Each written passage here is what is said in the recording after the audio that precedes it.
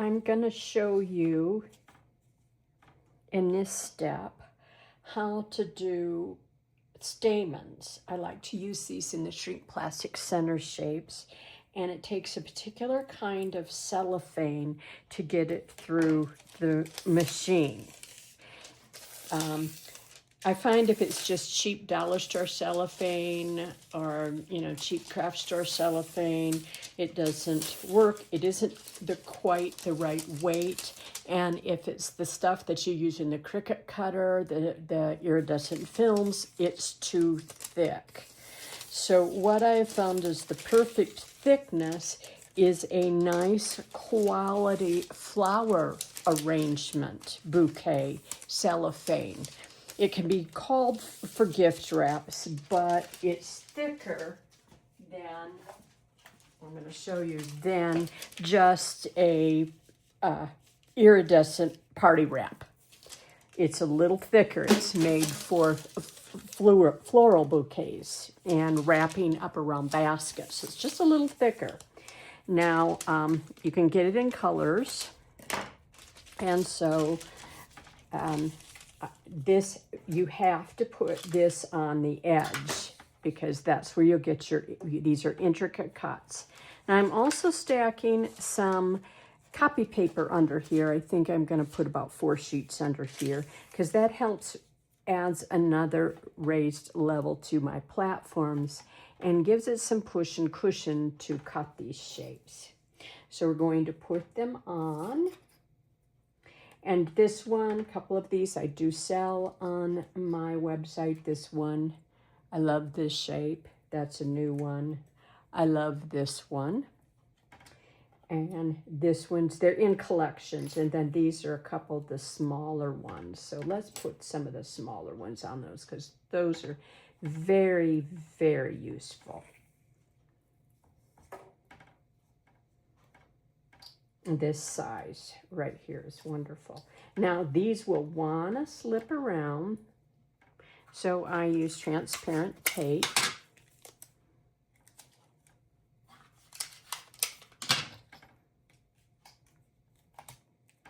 Especially those small ones want to slip around. And on one strip like this, you can get quite a few of these little small guys on here. Taping them down allows you to go back and forth. Now I could do this other side, but for the demo, I'm just going to do this side. I'm putting my plate on. I'm finding my curve that goes towards the base of the die cut machine. Pulling that in here, bringing it over where you can see it. I'm not holding the handle, so I'm shoving it a little so it grabs. If it didn't, there. And then we're rolling. Sorry about that.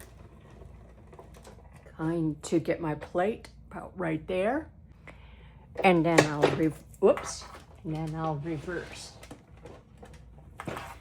Well, I can't reverse, so it's because it popped out. Once it pops out, it can't reverse. So I'm just putting it back in again.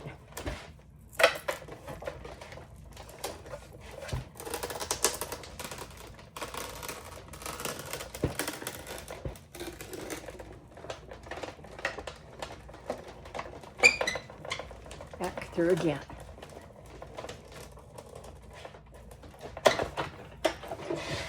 Now let's see what we have.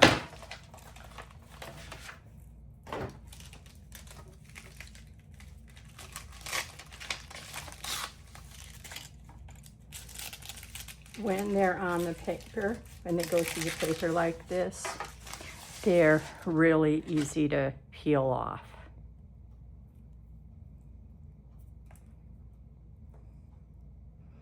You just need to get your finger under there and pull them off. And that helps protect these really, really delicate ones. So that's a very delicate one. And then going through our layers, seeing where we are. There.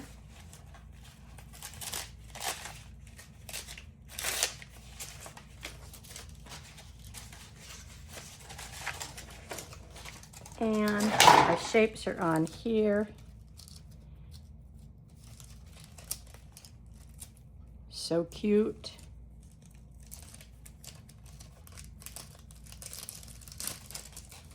I've got some of them with the tape still on them. So there's a little, with every die cut situation, there is work at getting our little pieces out of the dies. So I'm gonna use my little popper here.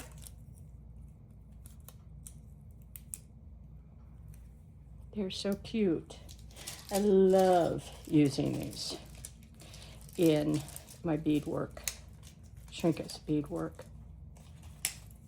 And now it's pretty when you get this thick stuff. It's pretty durable, so it works well. And we already got that little guy out. So I got them all. And now I've got my little guys right here. See, they're transparent, they're hard to see. So I've got a little pile here. And then I'm going to take, you get two styles of punches. I can take my big, let's move this out of the way, let's move the paper out of the way. I can take my 1/8 inch hole punch and punch the center holes.